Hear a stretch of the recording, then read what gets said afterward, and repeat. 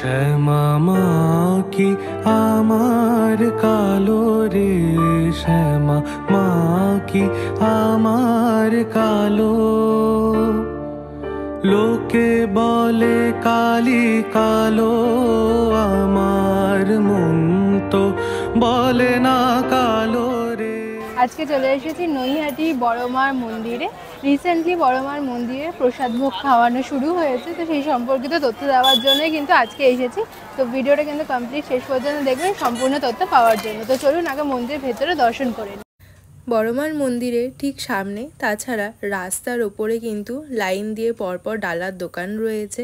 সেখানে আপনারা বিভিন্ন দামের ডালা পেয়ে যাবেন, 20 টাকা, 50 টাকা, 100 টাকা।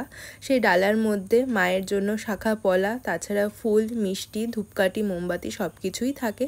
আপনারা যেই দামের ডালা নেবেন সেই হিসাবে দেবে। নিয়ে নিয়েছি ডালা, এবার ঢুকে যাব মন্দিরের ভেতরে। আমরা বিকেলবেলা দর্শনের জন্য গেছিলাম এবং সেই সময় গিয়ে দেখলাম মন্দির কিন্তু বেশ ফাঁকাই ছিল। ভেতরে যত সামান্য লোক ছিল, বাইরে সেরকম লাইন ছিল না। ভেতরে ঢুকে প্রথমেই রাধা গোবিন্দকে প্রণাম করে এগিয়ে গেলাম বড় মার সামনে এবং সেখানে ডালা নিয়ে দাঁড়িয়ে পড়লাম পুজো দেওয়ার জন্য। এখানে কিন্তু দিনের বেলায় প্রচুর লাইন পড়ে। আপনারা যখন সকালে পুজো দিতে আসবেন তখন কিন্তু প্রায় 2-3 ঘন্টা হয়তো লাইনে দাঁড়াতে হতে পারে। আমরা বিকেলবেলা কিন্তু বেশ ফাঁকা ফাঁকাই পেয়েছিলাম। খুব সুন্দর কিন্তু মায়ের দর্শন করে এখন বাইরে বেরিয়ে আসলাম। এবার এখানে যে গঙ্গার ঘাট আছে সেইটাও দর্শন করাবো, আর বাকি মন্দিরে যে তথ্য আছে সেগুলো আপনাদের জানাবো, দেখতে থাকুন। নৈহাটির বড়মার মন্দির সপ্তাহে প্রত্যেক দিনই খোলা থাকে, সকাল 8টার থেকে দুপুর 1টা পর্যন্ত। তারপরে মায়ের ভোগ লাগানো হয় এবং 1:30টার থেকে আবার 2:30 পর্যন্ত আপনারা দর্শন এবং পুজো দিতে পারেন। বিকেলবেলা আবার 4টের সময় মন্দির খোলে এবং রাত 8টার সময় মন্দির বন্ধ হয়ে যায়। আপনারা যদি সন্ধ্যা আরতি দেখতে চান তাহলে সন্ধ্যে 6টার সময় মন্দিরে পৌঁছে যাবেন, তারপরেই কিন্তু সন্ধ্যে আরতি শুরু হয়। এছাড়া অমাবস্যার দিন কিন্তু মায়ের বিশেষ পূজা থাকে। আপনারা চাইলে কিন্তু এই মন্দিরে নিজেদের গাড়ি, বাইক ইত্যাদিও পূজা দিতে পারেন। সমস্ত তথ্য এই ভিডিওতে আমরা দেখিয়েছি, আপনারা পজ করে পড়ে নিতে পারেন। শ্যামা কখনো শ্বেত, কখনো পীত, কখনো নীল লোহিত রে। মন্দির দর্শন করতে করতে চলুন আপনাদের নৈহাটির বড়মার মন্দিরের ব্যাপারে কিছু তথ্য জানিয়ে রাখি। নৈহাটিতে বড়মার পুজো প্রায় 100 বছর ধরে কিন্তু চলে আসছে।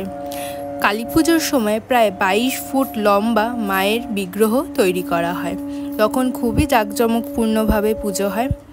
এই পুজো ভবেশ চক্রবর্তী বাড়ির পুজো ছিল, যেটি পরবর্তীকালে এত বড় হয়ে বর্তমানে রূপ ধারণ করেছে। ভক্তদের বিশ্বাস, মায়ের কাছে মানত করলে মা সমস্ত মনোকামনাই পূর্ণ করেন। তো চলুন আবার আমাদের ভিডিওতে ফিরে আসা যাক। মন্দির থেকে বেরিয়ে গঙ্গার ঘাটে যাওয়ার পথে দেখলাম প্রচুর দোকান নতুন তৈরি হয়েছে, যেখানে কিন্তু মায়ের খুব সুন্দর ফটো, পটচিত্র ইত্যাদি পাওয়া যাচ্ছে। আপনারা কিন্তু চাইলে এখান থেকে মায়ের ফটো কিনে নিয়ে যেতে পারেন নিজেদের বাড়ির জন্য। মন্দির থেকে বেরিয়ে গঙ্গার ঘাট অবধি পৌঁছাতে আপনাদের পায়ে হেঁটে সময় লাগবে 2 থেকে 3 মিনিট। বিকেলের এই সূর্যাস্তের সময় সুন্দর হাওয়াতে হেঁটে যেতে কিন্তু বেশ ভালোই লাগছিল। আর তখন দেখলাম প্রচুর লোকই কিন্তু গঙ্গার ঘাটে রয়েছেন। মন্দির থেকে হেঁটে হেঁটে চলে এসেছি একদম গঙ্গার ঘাটের সামনে। এখানে কিন্তু দেখছি প্রচুর খাবারের দোকান রয়েছে, প্লাস আপনাদের যদি টয়লেট ফেসিলিটি ইউজ করতে হয় সেটাও কিন্তু এইদিকে রয়েছে। প্লাস যারা ওই পার থেকে আসবেন তারা কিন্তু এই ফেরিঘাটে নেমে সোজা হেঁটে মন্দিরে চলে যেতে পারবেন। যারা ওই পার থেকে আসতে চান তারা হাওড়ার থেকে ট্রেন ধরে চুঁচুড়া স্টেশন নেমে সেখান থেকে সোজা ফেরিঘাটে এসে ফেরিঘাট ক্রস করে চলে আসতে পারেন খুব সহজেই।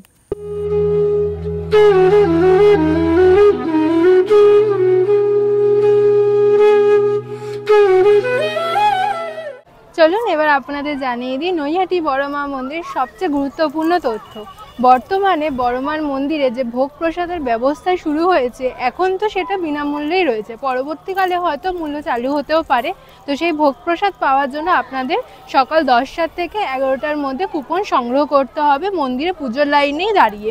যে আপনারা পুজোর লাইন দিয়ে ঢুকবেন সেখানেই কুপন দেওয়া হবে এবং দুপুর 1:30টার থেকে কিন্তু সেই ভোগ প্রসাদ বিতরণ শুরু হয়। বড়মার মন্দিরে দ্বিতীয় তলাতে কিন্তু একটা নতুন পুরো হল ঘর চালু হয়েছে, যেখানে সপ্তাহের সোম, বুধ এবং শুক্রবার বিনামূল্যে প্রসাদ খাওয়ানো হচ্ছে। দূর থেকে আসবেন তাদের একটু সকালবেলা আসতে হবে, কারণ সকালবেলা কিন্তু বেশ ভালোই পুজো দেওয়ার লাইন পড়ে। তো সবাই হাতে সময় নিয়ে অবশ্যই আসবেন। আর মন্দিরে আসার সাথে সাথে গঙ্গার ঘাটটা ঘুরে দেখবেন, ভীষণ সুন্দর। এখন হাওয়া দিচ্ছে, বিকেল এখন 5:30 বাজছে। তা আমরা এখন এখানে বেশ কিছুটা সময় কাটাবো। প্রচুর খাবারের কিন্তু এখানে দোকান রয়েছে, তা আপনারা কিন্তু খুব সুন্দর এখানে সময় কাটাতে পারবেন। তো চলুন এবার জেনে নেওয়া যাক আপনারা মায়ের মন্দিরে আসবেন কি করে। আপনারা প্রথমেই শিয়ালদাগামী যে কোনো ট্রেন ধরে চলে আসবেন নৈহাটি স্টেশনে। এরপর নৈহাটি স্টেশনের 1 নম্বর প্ল্যাটফর্ম থেকে আপনাদের বাইরে বেরোতে হবে। 1 নম্বর প্ল্যাটফর্ম থেকে বেরিয়ে আপনারা অরবিন্দ রোড ধরে সোজা পৌঁছে যাবেন মায়ের মন্দিরে। স্টেশন থেকে আপনাদের পায়ে হেঁটে যেতে সময় লাগবে 4 থেকে 5 মিনিট মতো। আমরা ট্রেন থেকে নেমে সোজা উঠে গেলাম এসকেলেটারে। এরপর স্টেশনের বাইরে বেরোবো। স্টেশনের বাইরে কিন্তু প্রচুর খাবারের দোকান রয়েছে, তাছাড়া কিন্তু ফুলমালারও দোকান রয়েছে। আপনারা যদি চান দুপুরে লাঞ্চ করতে, তাহলে কিন্তু এই সমস্ত দোকান থেকে করে নিতে পারেন। তাছাড়া এখান থেকে টোটোও রয়েছে ফেরিঘাট যাওয়ার ডাইরেক্ট। যারা ফেরিঘাটে যেতে চান তারা কিন্তু এই টোটো করেও যেতে পারেন।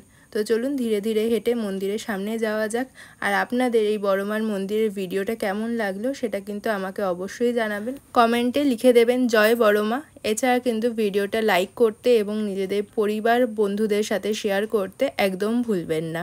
যারা এর আগে বড়মার মন্দিরে এসেছেন তারা কিন্তু অবশ্যই আরেকবার আসবেন এই ভোগ প্রসাদের দিন। সোম, বুধ এবং শুক্রবার এই 3 দিন কিন্তু ভোগ প্রসাদ দেওয়া হয়, সেটা মাথায় রাখবেন। তাছাড়া কিন্তু ভিড় যেদিন হয়, অর্থাৎ অমাবস্যার দিন বা মঙ্গলবার, শনিবার কিন্তু ভোগ প্রসাদের ব্যবস্থা নেই।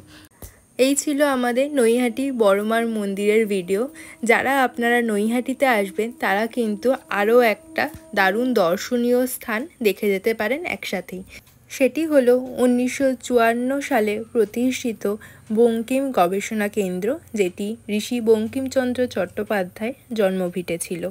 সেই সম্পর্কিত ভিডিও আসবে আমার পরবর্তীকালে, তাই চ্যানেলটা কিন্তু অবশ্যই সাবস্ক্রাইব করে বেল আইকনে ক্লিক করে দেবেন। তাহলে যখন ওই পরবর্তী ভিডিওটা আমি পোস্ট করব তার নোটিফিকেশন পৌঁছে যাবে আপনাদের কাছে। ঋষি বঙ্কিমচন্দ্র চট্টোপাধ্যায় জন্মভিটের ভিডিওটাও আসবে খুবই তাড়াতাড়ি। দেখা হবে সেই ভিডিওতে। ততদিন ভালো থাকবেন। ধন্যবাদ। জয় বড়মা।